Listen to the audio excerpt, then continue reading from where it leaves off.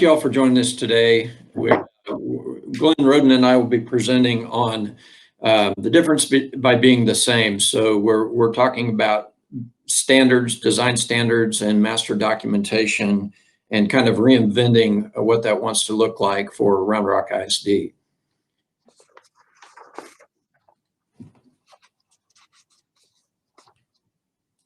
Good. I'm going to start this over. Ashley, I'm had trouble with my forwarding. Okay, here we go.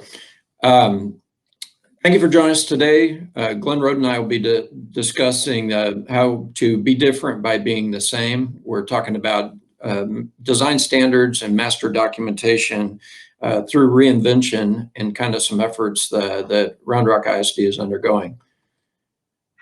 So this is the presentation overview, should be in documentation as listed on the website.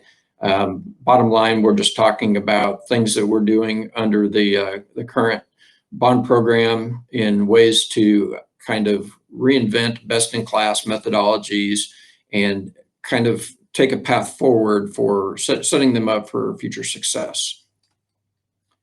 My name is Doug Ekstrom. I'm with McKinstry. I've been in the industry for over 20 years. MEP design experience, commissioning experience, construction administration, and project management. And with me, a man you all know. I'm Glenn Roden. I've been in the HVAC business this year 41 years. 28 years of that have been spent in the school district business, in the ISD business. And for the last 20 years, I've been an energy manager. And I take a great deal of satisfaction, and indeed it's an honor to have been a founding member of the Texas Energy Managers Association, which is, in my opinion, the best professional organization in the state, if not in the country. Thank you, Glenn. So our learning objectives today, we want to talk about how you can rethink what you do with your own design standards. How are you leveraging them to impact effective and sustainable operation?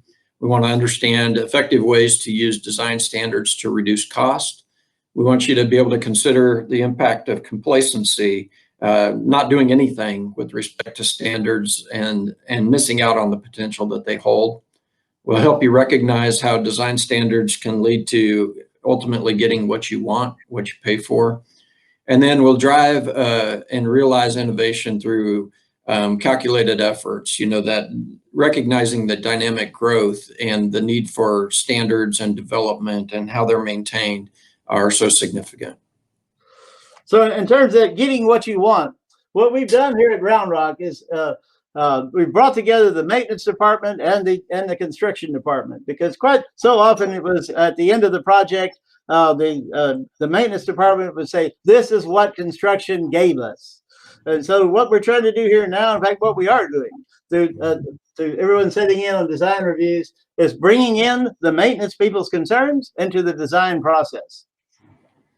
Yeah, that's great. So the question, why standardize? By definition, standardization is getting consistent quality, is ensuring that you have uniformity, you get predictability, you have a better way of outlining policies.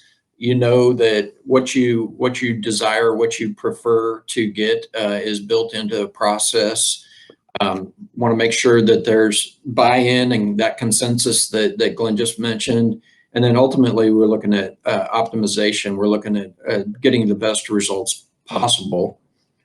And then reinvention, that's what this whole process is about. And we'll get into that with you. But reinvention, by definition, is making things new. We want to make sure that we're bringing it into use again, that we're revising, reformatting, reestablishing overall, and then making sure that we're maintaining that with reoccurrence, and through that, we have opportunity to reduce cost while we improve on our time of delivery, our quality, and hopefully our efficiencies.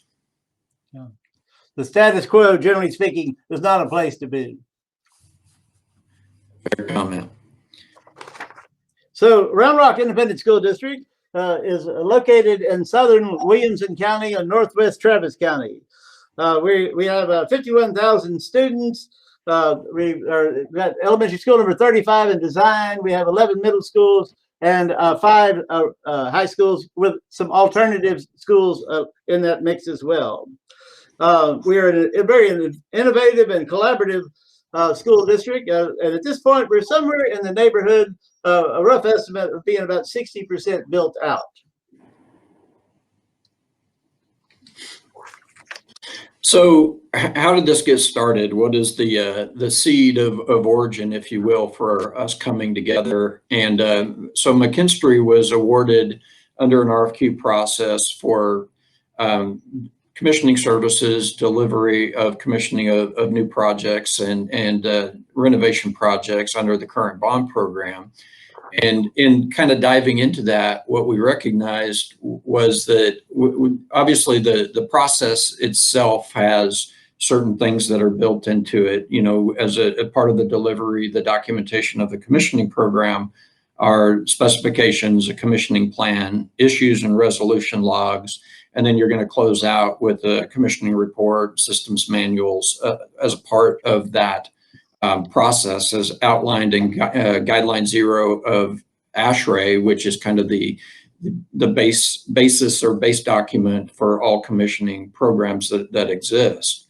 And along with that, you have your reference documents, which are your owner's project requirements, and your basis of design, which is developed by the AE design team, you know, for the contractors to kind of build out to. So as such, we're looking for those baseline documents for initial projects and understanding that there was also a need for design standards, that some of that information may be scattered or need to be brought current. And in developing or identifying that, we kind of recognized a need to maybe step back and start at the beginning, if you will, and kind of rebrand or redevelop those. Now, this was a new bond that we were looking at, and you know, there were a lot of folks that had left and that were involved in these processes before, and we had new folks that, you know, had different ideas, and so it was really time to review this. Yeah. So what we've discovered was that they existed, the documents were there, but maybe they just needed to be kind of pulled together. They were in different formats. They were not necessarily, those baseline documents were not necessarily tied to the commissioning process with consistency. And then, you know, there's certainly things that have evolved and changed. And one of those would be just the advancement of technology. Oh, absolutely. There's technology today that, you know, when I started in the HVAC business, we never even thought of this variable refrigerant flow, you know, this sort of thing. So technology continues to change, codes continue to change. All of these things need to be taken into consideration. Yeah, so we wanted to reset the design guidelines, or those design standards, if you will, kind of as that control document that goes into the construction process. It's the starting point with which everything else kind of is fueled or driven. So we realized that we couldn't do it alone, and we needed to make sure that one of the great ideas that the Round Rock team had was we want to pool McKinstry with our other providers, and EMA and ESA were brought into the fold to help initially, starting with the commissioning specification. So that first thing was, let's not only pull in an internal coordination, let's get all of the documentation together, but then let's have our third-party providers then guide that and provide that level of accountability to help steer us. And then thirdly was, let's get that out to get additional review and capture the composite lessons learned from the team. So the first step of that was pulling it together, that internal coordination. Again, you know, the funnel here is bringing all of the content and information together. It's showing different sizes and scales and fonts, and that's pretty much what we're dealing with some of the original documentation. But what we did want to do is not include we didn't want to We didn't want to not include. Okay, we didn't want the folks that, or the daily users to not be involved. We want that historic knowledge. We want those lessons learned. We want the skeletons to be pulled out of the closets. We want to capture all of that input to build the best documentation we can. We need it to be inclusive. We want it to be current. We want it to capture those incomplete items that maybe were never got around to, or maybe modifications that just hadn't been brought up. So we needed to press reset in that regard. Absolutely. And, Doug, you used the word inclusive. I like that, because this has been a collaborative effort of various departments. And like you said, bringing in information that people had historically, that perhaps, other folks weren't paying attention to. So, yeah, I'm really glad you mentioned that. Yeah, so then the next part is that guidance. You need somebody to kind of take ownership, if you will, to have that accountability. You want the experts and that extra set of eyes to kind of give the outside perspective. So while we help drive the process, we couldn't have done it without the internal team as well as our external collaborators. And that buy-in was significant, and that made it really easy to map out and build a strategy, because now with that buy-in, everybody was building toward a common goal. Yeah, do let me say this though. This whole business of putting together this commissioning specification that McKinstry was leading the charge on. You mentioned earlier there were ESA and EMA were involved in that, but they did such a good job of helping us pull that together that when we decided to redo these design guidelines, they became the external guidance that we were looking for.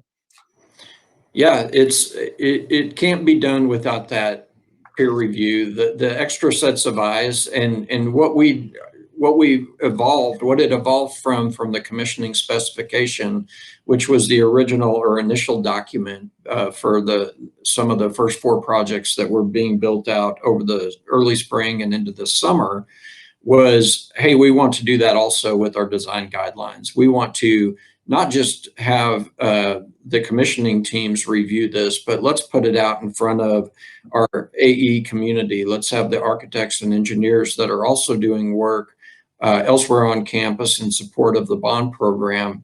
But let's do this so that it's not a sole source, that it's not proprietary, that no one company has their stamp all over everything, that it is that collaborative, holistic solution with those common goals, that, everybody's invested in the relationship with Round Rock ISD, but now we're truly building best-in-class solution and something that they can hang their hat on.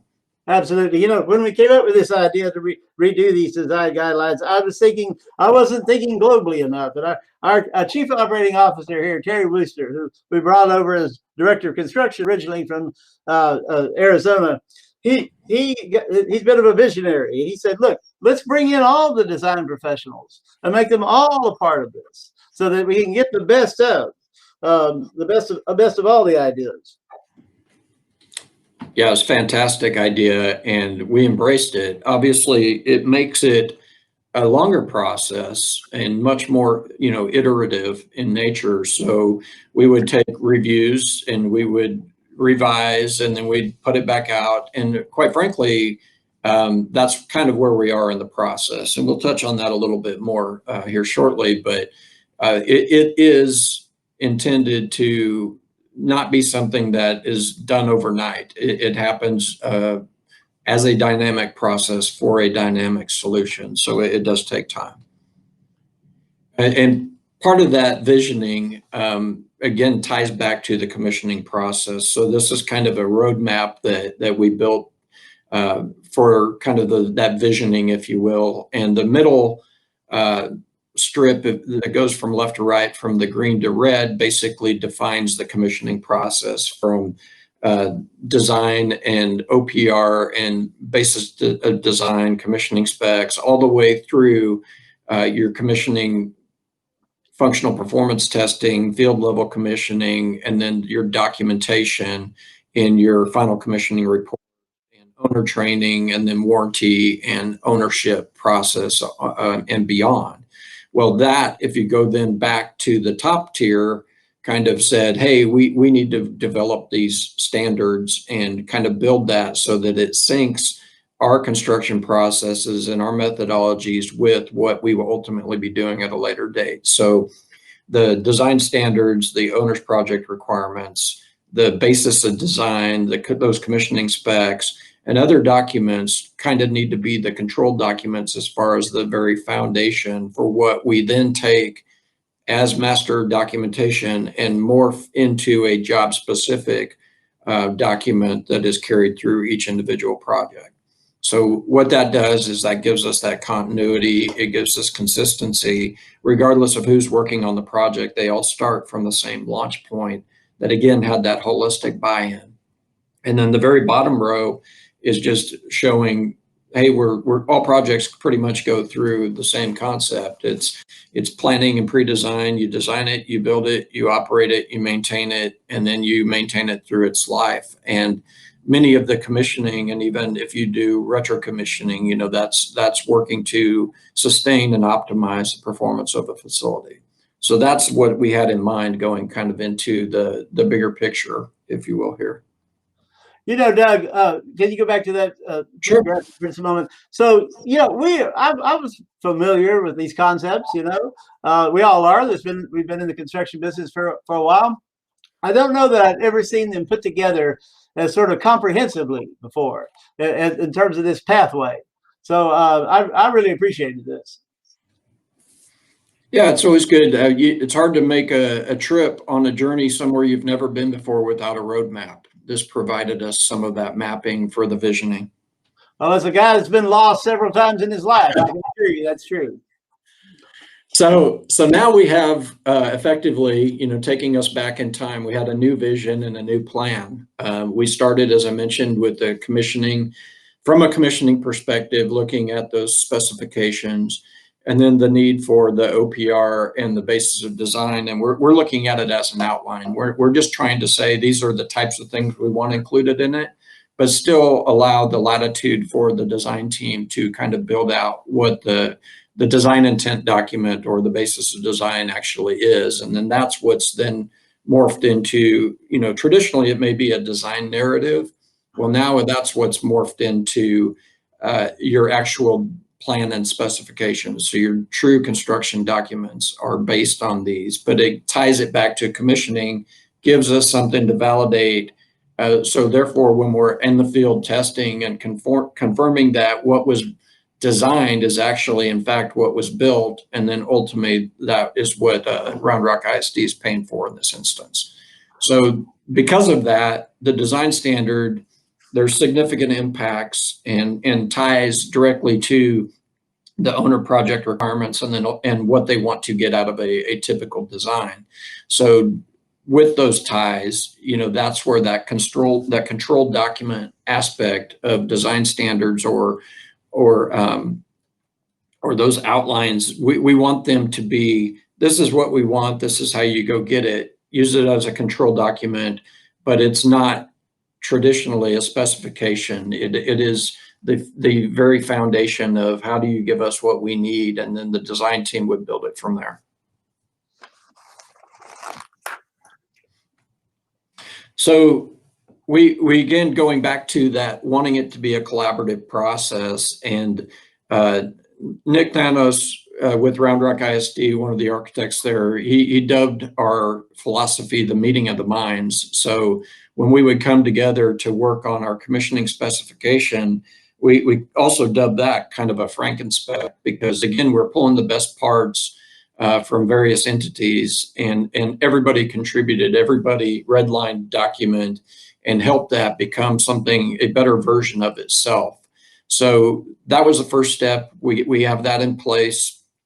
And now we turned our attention to the design standards, again, for the sole purpose of having full transparency, for getting that expert input from people that this is what they do. This is how their lives or their day-to-day lives are around this. So we're helping those that handle it on a day-to-day basis for the school district by taking some of that off their plate and driving that, again, building the that accountability and ownership, but also generating the buy-in. So totally iterative.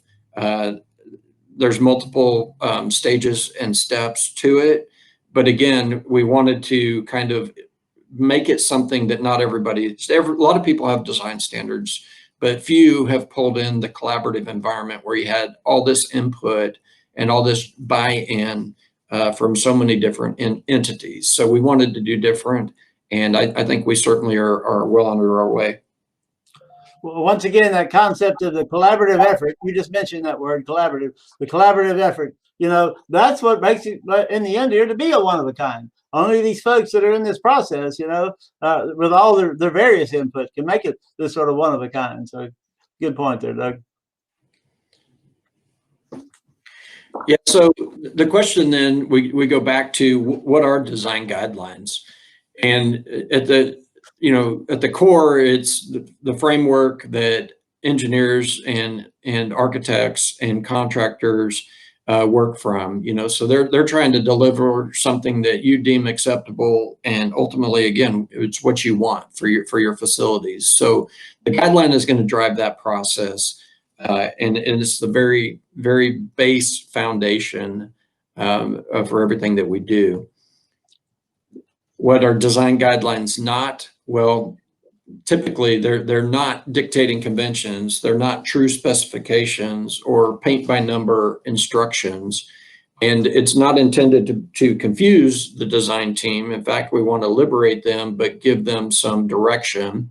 And we certainly don't want them being handcuffed to only copy paste what we dictate, right? So we want to make sure that it's not adding a bunch of costs to the process, but rather serving as kind of a tool that can be utilized to incorporate into construction documents, plans, and specifications. Yep. So we're building these documents. We certainly need to keep them current. So we're establishing that roadmap, and we're planning for future growth, and we're certainly engaging the stakeholders and the people that are invested in it from a daily standpoint. We have that comprehensive buy-in, I think, that is so important and significant. And then we're just trying to make sure that we're capturing as many of the lessons learned as we can, again, in that collaborative environment. So the tool and the basis is there and in place. We're just trying to sharpen it, kind of hone its abilities here. Yeah, I mean, this is a dynamic document, like you mentioned earlier. It's a living document. We need this business of maintaining and updating is extremely important with this thing. It's not a one-time done and deal kind of thing. Yeah, so why else will we do that? Why do we maintain that? Why do we have needs to stay dynamic in nature? It could be changes in technology. Certainly, you might have a change in leadership, that turnover and churn that often occurs in the K through 12 industry. It could be that you just want to clarify something that has maybe bit you in the past, as well as certainly code changes. Where it's the codes themselves are dynamic. So if they're on a 3-year rotation for ASHRAE standards, that's not synced. It's actually staggered with the energy codes, also on a 3-year cycle, but those are constantly in a state of flux. And while their language and terminologies are ever getting closer to being more synonymous, they do evolve, and we have to be able to be responsive and hopefully proactive with regard to how we're addressing our standards and our basis of designs. The world of energy efficiency is driven by these code changes. I mean, we are moving in the direction of a more sustainable world, and these code changes will help sort of push us in that direction. And so they're extremely necessary. And as I mentioned earlier, the developments in technology.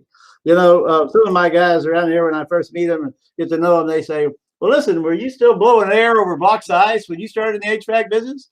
No, I'm not that old. But everything is always changing, and if you're not changing with it, then you know you're not growing. And we're certainly growing. So the some other reasons, again, we want to make sure that we're remaining transparent to the processes, that our intentions are known. And I say that from a perspective of the school district in this instance. We want to make sure that everybody's on the same page, that we communicate well, that we're accounting for that ongoing growth that Glenn just mentioned, that we're capturing lessons learned and best practices.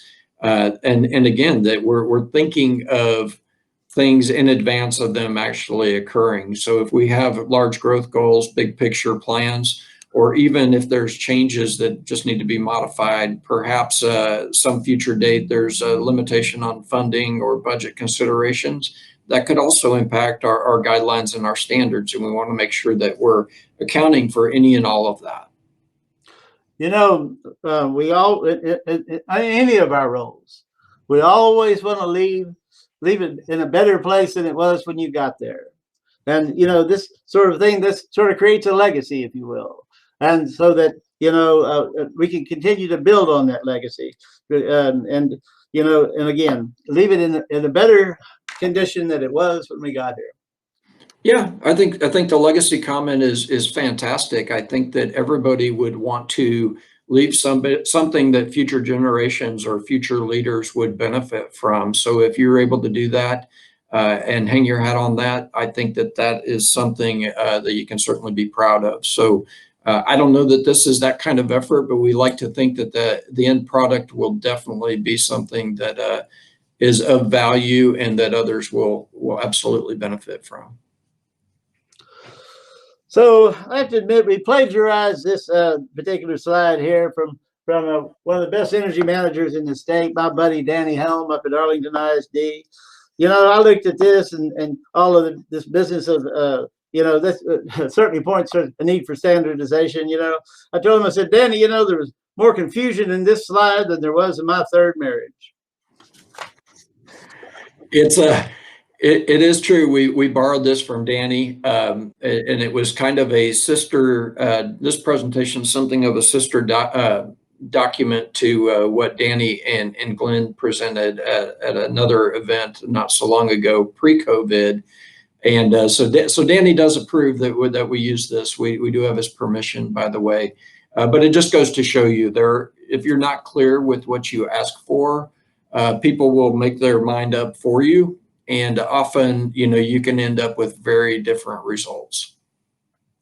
And Danny, I didn't care if you approved it or not. I used it. Nice.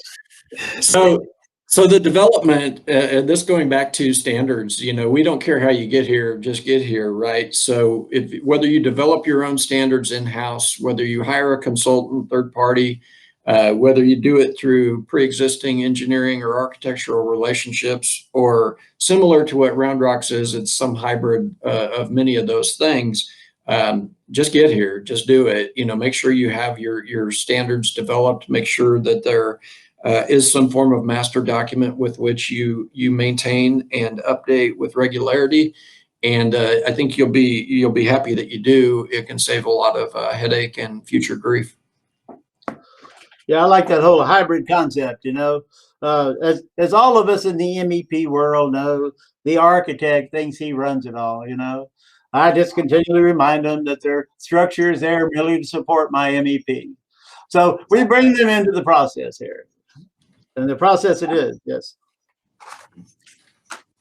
So the next thing, that how often do you update? Is it truly a wash, rinse, repeat type of process? Perhaps not. I think once you have the foundation and the core of it, it becomes much easier to maintain. But you do need to identify people that are responsible for maintaining your standards. You do need to have people that are that have identified or defined roles so that things don't get lost or in the shuffle. And then the real question becomes frequency. Do I do this annually? Do I do it every 3 to 5 years? I think more and more we're seeing people try to capture the changes as they take place. If you learn a lesson, you want to document it as quickly as possible. So it could be that You might do that on a more ongoing basis, whether that's capturing monthly or after each major project, or you may do it more frequently. You may say, hey, this something that jumped out and bit us, we're going to capture it right now. But if you have those responsible parties, then you have somebody to turn to ensure that it gets put back in the documentation. That's a very good point there. Someone's got to be responsible for this, but it's attached to somebody's job description, or it's just a known within your organization. And again, how often do we update technology changing? We mentioned that earlier. Codes changing. We mentioned that earlier as well. So as these things develop, so do these design guidelines need to develop. Yeah, in the example that we're providing and sharing out today, it isn't the intention that the team is there for perpetuity. We're here to get the initial documentation in place, but that the school district, and they're the entity that maintains that going forward. So we're getting them set to have success. We're giving a lot of runway with that. We're taking the time to go through the iterative process, but the full intention is that they can stand on their own as soon as we get this developed. So that gives me a time to take a pause, because we certainly were given one schedule wise, and in full disclosure and transparency to the process, we honestly had hoped when we registered to submit and present for TEMA that we would be much farther down the path than we are. And, COVID kind of came along and put a hamper on some of the schedule. It limited our abilities to come together as a collaborative group. Yes, WebEx, and I know we're presenting virtually. There's a lot of great developments technologically, but it's not the same as getting in that environment and rolling up your sleeves and working through things that are significant. So fact of it is, our priorities changed.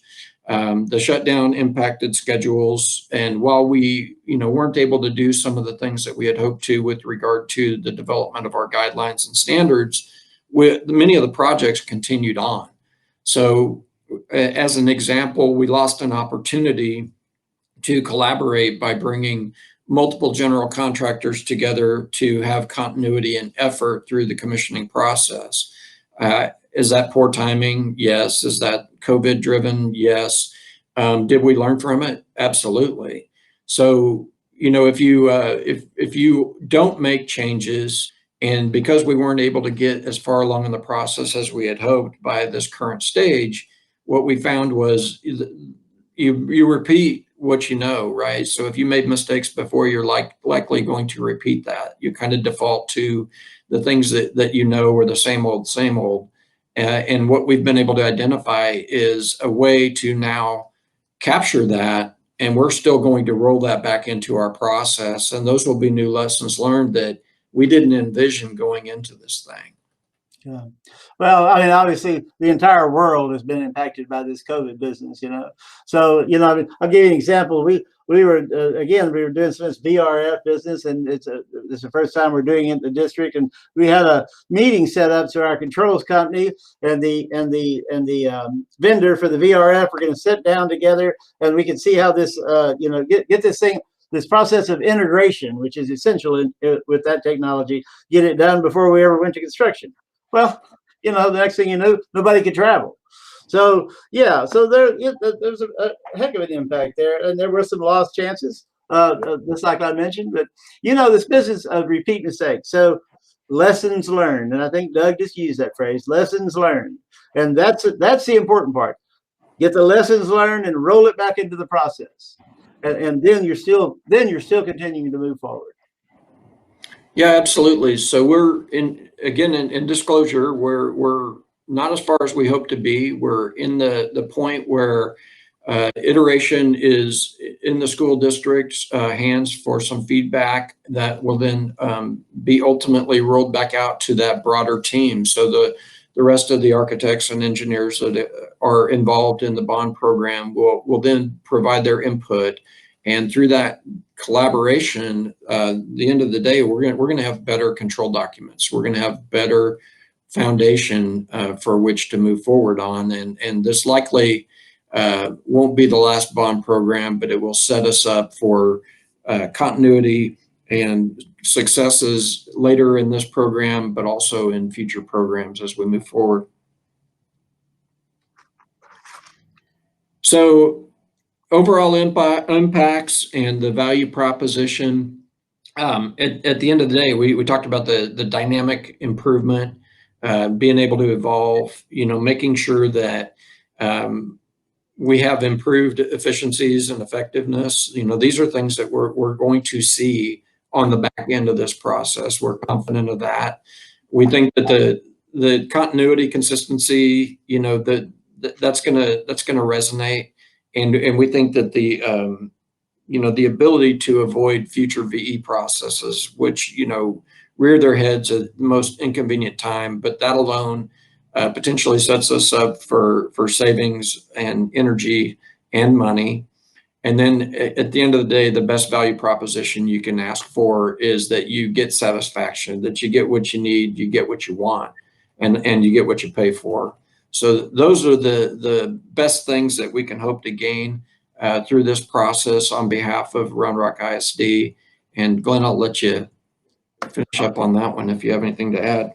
So I really appreciate the reference here, the Rolling Stones band, and we are going to try to get what we want. We are going to try to get what we need, but we're not going to be in a situation where we can't get no satisfaction, So I think that a satisfied, workforce here, and a satisfaction with a product, with a project that's brought together so that everyone is good with.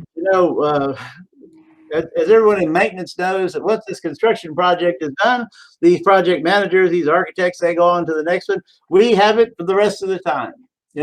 We have these buildings to maintain and to operate, in as efficient a manner as we possibly can from here on.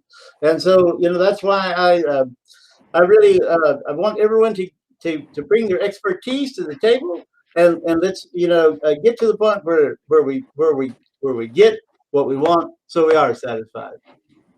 Yeah, and one last Rolling Stone reference, Rolling Stone gathers no moss, right? So a Round Rock is going to roll on, and it's pretty exciting to be part of that. Yeah, I won't break into my rendition of Papa Was a Rolling Stone. So with that, we'll entertain any questions. We thank you for your time, and we enjoyed getting to present with you today. Thank you very much.